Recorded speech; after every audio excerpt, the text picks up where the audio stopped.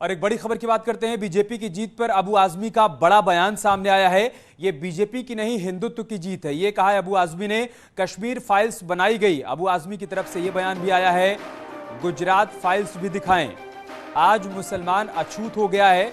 SP के महाराष्ट्र प्रदेश अध्यक्ष अबू आजमी, जिनकी तरफ से ये बड़ा बयान सामने आया है, उन्होंने कहा है कि ये बीजेपी की नहीं, हिंदुत्व की जीत है। आगे उन्होंने कहा कि कश्मीर फाइल्स तो बनाई गई, गुजरात फाइल्स भी दिखाएं, आज मुसलमान अछूत हो गया है, ये बयान भी दिया है अबू आजमी ने। समाजवादी पार्टी के महाराष्ट्र प्रदेश अध्यक्ष अबू आजमी, जिनकी तरफ से ये बयान सामने आया है। एक प्रकार से जनादेश का अपमान भी कहा जा रहा है इसे, क्योंकि वो इसे बीजेपी की नहीं बल्कि हिंदुत्व की जीत बता रहे हैं। ये बड़ा बयान अबू आजमी की तरफ से। आगे उन्होंने कश्मीर फाइल्स पर भी बयान दिया। उन्होंने कहा कि कश्मीर फाइल्स की तरह गुजरात फाइल्स भी दिखाई जाए। हिंदुत्व जीत गया। लोग जो बेचारे शरीफ लोग हैं, जो भोले लोग हैं, जो किसान हैं, ऐसे लोगों को धर्म के नाम पर, जात के नाम पर वर्गला कर, बेवकूफ़ बनाकर, झूठ बोलकर जो लोग काम करते हैं वो इसी होता है कि धर्म के नाम पर लड़ाओ और राज करो, लड़ाओ और राज करो, वही जीत रहा है। एक और बड़ी खबर लखनऊ से आ रही है। अखिलेश यादव चुने गए हैं समाजवादी पार्टी के विधायक दल के नेता। एसपी विधायक दल की बैठक समाप्त हो गई और उसमें फैसला लिया गया। करहल विधानसभा सीट से चुनाव जीते हैं अखिलेश यादव। लोकसभा की सदस्यता से वो पहले ही इस्तीफा दे चुके हैं और आज उन्हें नेता प्रतिपक्ष चुना गया है। समाजवादी पार्टी विधायक दल के नेता चुने गए हैं अखिलेश यादव, नेता प्रतिपक्ष चुने गए हैं। इस बार करहल से पहली बार विधानसभा का चुनाव लड़ा, जीत दर्ज की और उसके बाद लोकसभा की सदस्यता से इस्तीफा दे दिया। आज समाजवादी पार्टी के विधायकों की बैठक बुलाई गई थी, जिसमें सर्वसम्मति से उन्हें विधायक दल का नेता चुना गया है। अब वो सदन में नेता प्रतिपक्ष होंगे। विधायक दल की बैठक में समाजवादी पार्टी के राष्ट्रीय अध्यक्ष माननीय श्री अखिलेश यादव जी को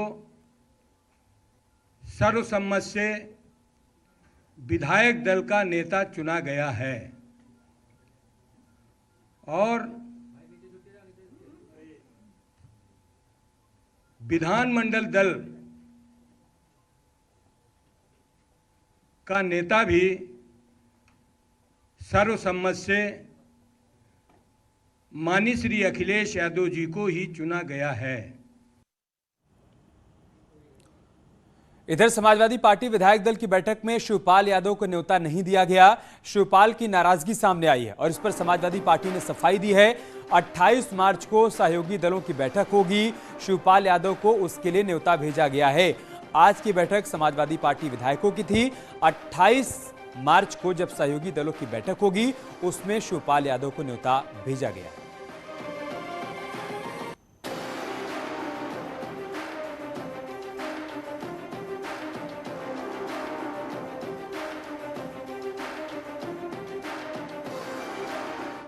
मुझे कोई सूचना नहीं दी, तो जब कोई सूचना नहीं दी है तो हम समाजवादी विधानमंडल दल की बैठक में नहीं गया।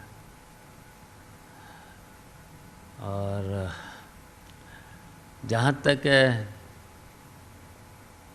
अगर मुझे मान रहे हैं कि गठबंधन का, वैसे तो मैंने तो समाजवादी पार्टी की सक्रिय सदस्यता लेकर के ही हमने पर्चा भी भरा था, चुनाव भी लड़ा समाजवादी पार्टी के सिंबल से, साइकिल से। और इस मीटिंग में मुझे नहीं बुलाया, जबकि सभी विधायकों को सूचना है। समाजवादी पार्टी, जो समाजवादी पार्टी के माननीय विधायक हैं, उनको बुलाया गया था और 28 तारीख को जो हमारे सहयोगी दल हैं, भले ही वो साइकिल सिंबल से लड़े हों या हमारे छड़ी से लड़े हों या लिफाफा से लड़े हों या किसी और चुनाव चिन्ह से लड़े हों, उन सभी सहयोगी दलों की 28 तारीख को बैठक बुलाई गई है और उसमें वो सभी लोग आएंगे। शिवपाल जी, माननीय शिवपाल जी को उनका दल है, सहयोगी दल हैं, सहयोगी दलों को, उनके सभी विधायकों को 28 तारीख को बुलाया गया है, आमंत्रित किया गया है, सभी लोग आएंगे। शिवपाल यादव की नाराजगी पर आरएलडी के नेता जयंत चौधरी ने कहा है कि यह परिवार का मामला है और जल्द ही सब कुछ सुलझा लिया जाएगा। जयंत चौधरी ने अखिलेश यादव से मिलकर उन्हें समाजवादी पार्टी विधायक दल का नेता बनने पर बधाई दी और कहा कि जल्द ही 2024 के लिए तैयारियों पर चर्चा होगी। तो जयंत चौधरी की तरफ से यह बयान आया है। उन्होंने कहा है कि यह परिवार का मामला है, जल्द ही सुलझा लिया जाएगा। साथ ही उन्होंने यह भी कहा कि अखिलेश यादव को मैंने बधाई दे दी है। 2024 की तैयारियों को लेकर बहुत जल्द हम मुलाकात करेंगे और उस पर चर्चा करेंगे। शिवपाल यादव को आज समाजवादी पार्टी विधायकों की बैठक में नहीं बुलाया गया, उस पर उनकी नाराजगी सामने आई है। समाजवादी पार्टी की तरफ से सफाई भी सामने आ गई और इन सब के बीच आरएलडी के अध्यक्ष जयंत चौधरी का यह बयान, उन्होंने कहा कि परिवार का मामला है, जल्द ही सुलझा लिया। अखिलेश जी से मुलाकात हुई होगी, डिस्कशन हुआ होगा, आगे कैसे काम करना है, 24 का भी चुनाव है। डिस्कशन हुआ है और आज मैं अब उनसे भी बातचीत करूंगा, बैठूंगा और अभी कार्यकर्ताओं के बीच भी जाकर उनकी बात सुनूंगा। एमएलसी कोटे में भी जो 36 सीटों पर है उसमें भी आपको मौका दिया गया है, उसकी कैसे तैयारी है, क्या उम्मीद लग रही है? दमनकारी नीति के तहत ये चुनाव सरकार करा रही है और सरकार करा रही है कहने का मतलब यही है कि चुनाव आयोग उसमें बिल्कुल शांत है और सरकार ही चुनाव करा रही है। तो फिर भी हम लोग लड़ रहे हैं और जूझा जा रहा है हर तरीके से। जो बुद्धिजीवी है वो समझ रहा है इस बात को और वो हमारे पक्ष में मतदान करेगा। समाजवादी पार्टी की प्रॉब्लम्स खत्म नहीं हो पा रही हैं। आज भी शिवपाल यादव ने मुखर हो गए हैं कि उनको विधायक दल की बैठक में नहीं बुलाया गया। जिन चीज़ों से आप खत्म करना चाहते हैं, जिन प्रॉब्लम्स को, वो खत्म नहीं हो पा रही हैं समाजवादी पार्टी में। परिवारों में खटपट चलती है लेकिन रिश्ते उससे बड़े होते हैं। मगर ये नुकसान कर रहा है पॉलिटिकली। पिछले चुनाव में भी आज शिवपाल यादव को मनाया गया था, चुनाव में वो थे, आज उनको विधायक दल में बुलाया है कि छोटी चीज पे ज्यादा प्रकाश और ज्यादा ध्यान लोगों का ले जाया जाता है। ये कोई बड़े मुद्दे नहीं होते, ये चीजें सॉर्ट आउट हो जाती हैं।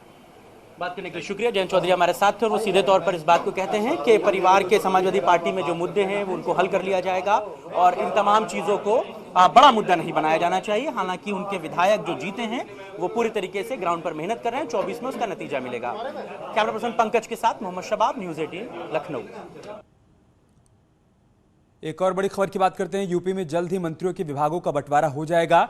डिप्टी सीएम केशव प्रसाद मौर्य को पीडब्ल्यूडी विभाग मिल सकता है। सूत्र इस बात की जानकारी दे रहे हैं। डिप्टी सीएम ब्रजेश पाठक को नगर विकास विभाग मिल सकता है। स्वतंत्र देव सिंह को जल शक्ति विभाग मिल सकता है। इसके अलावा पहली बार मंत्री बने एके शर्मा को स्वास्थ्य विभाग मिल सकता है। बेबी रानी मौर्य को शिक्षा विभाग दिया जा सकता है। आशीष पटेल अपना दल के राष्ट्रीय अध्यक्ष जो कि मंत्री बने हैं, उनको टेक्निकल एजुकेशन की जिम्मेदारी दी जा सकती है। जितिन प्रसाद को बेसिक शिक्षा विभाग मिल सकता है। भूपेंद्र चौधरी को पंचायती राज विभाग मिल सकता है। फिलहाल ये सारी जानकारी सूत्रों के हवाले से आई है, लेकिन बहुत जल्द तस्वीर साफ हो जाएगी कि किस मंत्री को कौन सा विभाग मिल रहा है। और नई सरकार बनने के बाद योगी सरकार का बड़ा फैसला भी सामने आ चुका है। मुफ्त राशन योजना 3 महीने के लिए बढ़ा दी गई है। योगी कैबिनेट की पहली बैठक में यह बड़ा फैसला लिया गया। 15 करोड़ लोगों को सीधे तौर पर योजना का लाभ मिलेगा। कोरोना काल में शुरू की गई थी योजना।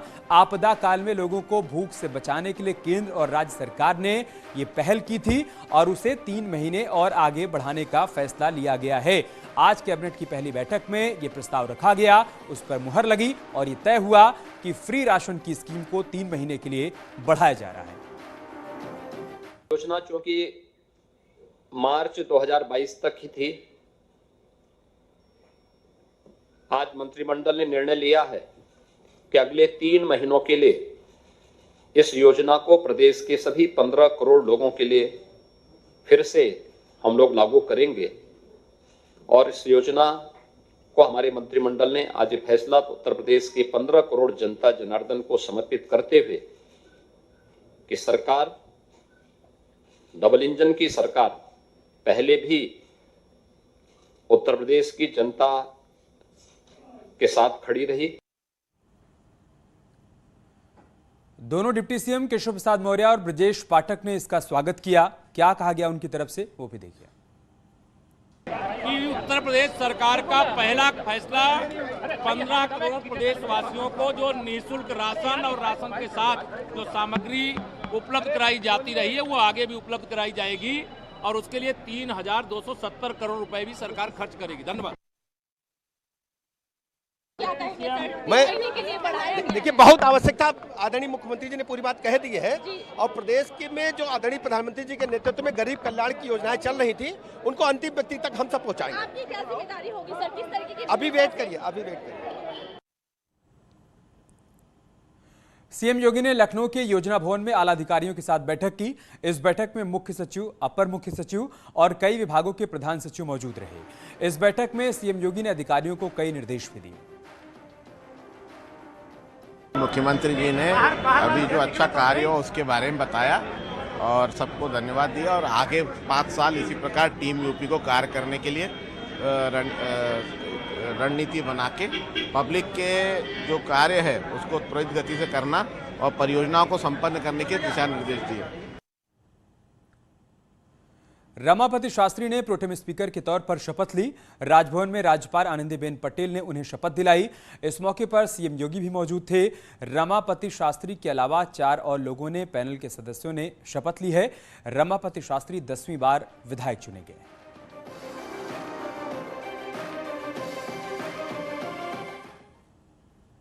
यहाँ रुक रहे एक छोटे से ब्रेक के लिए, जल्द लौटेंगे कुछ और खबरों के साथ।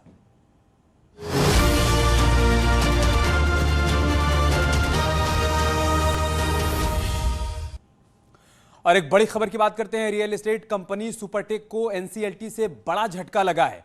एनसीएलटी के बेंच ने सुपरटेक को दिवालिया घोषित कर दिया है। यूनियन बैंक ऑफ इंडिया की याचिका पर यह फैसला सुनाया गया है। इस फैसले के बाद से सुपरटेक में हजारों बायर्स को भविष्य उनका दांव पर लगा हुआ है। सुपरटेक ने एनसीएलटी में अपील करने की बात कही है। नोएडा, ग्रेटर नोएडा, गाजियाबाद, गुरुग्राम समेत एनसीआर में सुपरटेक की कई परियोजनाएं अभी चल रही हैं। सुपरटेक के सुपरनोवा, ओआरबी, गोल्फ कंट्री, इसके अलावा दूसरे बड़े प्रोजेक्ट्स जिसमें metropolis mall, pentagon mall, hotel परियोजनाओं पर असर पड़ेगा। फिलहाल असर नहीं पड़ेगा, ये बात सामने आ रही है। सुपरटेक नोएडा अथॉरिटी का बड़ा बकायेदार है। रेजिडेंशियल परियोजना से जुड़े मामले में सुपरटेक पर 645 करोड़ का बकाया है। फिलहाल उसे एनसीएलटी की तरफ से बड़ा झटका लगा है। कंपनी को दिवालिया घोषित किया गया है। एनसीआर के real estate company Supertech limited दिवालिया घोषित हो गया है। यूनियन बैंक ऑफ इंडिया ने याचिका दायर की थी। लगातार पेमेंट में डिफॉल्ट होने के चलते एनसीएलटी में यूनियन बैंक ऑफ इंडिया गया और वहां से 25 मार्च से इस प्रक्रिया को शुरू कर दिया गया दिवालिया होने की। और इस समय हम सुपरटेक के ऑफिस में ही मौजूद हैं। आपको बता दें कि 25 मार्च को दिवालिया होने की प्रक्रिया शुरू कर दी गई है। सुपरटेक पर यूनियन बैंक का काफ़ी कर्ज है, बताया जा रहा है तकरीबन 425 करोड़ रुपए बकाया है। और लगातार डिफॉल्ट होने के चलते इंसॉल्वेंसी की याचिका दायर की और इस याचिका पर एनसीएलटी ने सुनवाई करते हुए इसे स्वीकार कर लिया है। वहीं दूसरी तरफ ये आदेश आने के बाद से निवेशक काफ़ी परेशान है। दिल्ली एनसीआर में सुपरटेक के कई प्रोजेक्ट्स हैं जो इस समय ऑनगोइंग प्रोजेक्ट्स हैं और ऐसे में हजारों निवेशक ऐसे हैं जिनका पैसा फंसा हुआ है और अब निवेशक अगली रणनीति की तैयारी कर रहे हैं। दूसरी तरफ सुपरटेक ने अपने निवेशकों को, अपने एम्प्लॉयज़ को भरोसा दिलाया है और अपने बयान में ये कहा है कि मिशन 2022 के तहत वो 7000 यूनिट्स देगा। हालांकि जब से ये डिफॉल्टर और इंसॉल्वेंसी की बात सामने आई है तब से निवेशक काफ़ी परेशान हैं। अब देखना होगा निवेशक अगला कदम क्या उठाते हैं। कैमरामैन विपिन के साथ हिमांशु शुक्ला, न्यूज़ 18, नोएडा। सूबे में आज कई जगहों पर एनकाउंटर की घटनाएं हुई हैं। हम आपको 3 तस्वीरें दिखाएंगे। ये तस्वीरें हैं सीतापुर, नोएडा और गाजियाबाद की। सीतापुर में पुलिस और क्राइम ब्रांच की टीम की बदमाशों के साथ मुठभेड़ हो गई, जिसके बाद पुलिस ने 3 बदमाशों को गिरफ्तार कर लिया। ये बदमाश बैंक मित्र के साथ लूट और हत्या के मामले में फरार चल रहे थे। इन बदमाशों की गिरफ्तारी के लिए एसपी ने 25-25 हज़ार रुपए का इनाम घोषित किया था। उधर नोएडा थाना सेक्टर 24 इलाके में बदमाश और पुलिस के बीच मुठभेड़ हुई। इसमें दिल्ली के रहने वाले एक बदमाश के पैर में गोली लगी। उसके ऊपर करीब 15 मुकदमे दर्ज हैं। पुलिस के मुताबिक वो मॉर्निंग वॉक करने वाले लोगों के फोन और चेन लूट लिया करता था। उधर गाजियाबाद में भी 2 जगहों पर मुठभेड़ हुई है। पहली मुठभेड़ मोदी नगर इलाके में हुई, जबकि दूसरी मुठभेड़ कवि नगर इलाके में हुई।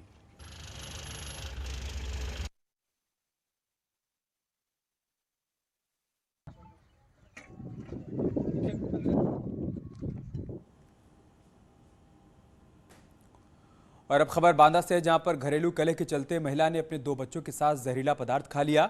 मां ने अपने 2 बच्चों के साथ जहरीला पदार्थ खा लिया। अचेत अवस्था में पड़ा देखकर परिजनों ने जिला अस्पताल पहुंचाया और बताया जा रहा है कि पुलिस अब पूरे मामले की जांच पड़ताल कर रही है। एक छोटा सा ब्रेक लेंगे, बहुत जल्द होगी वापसी।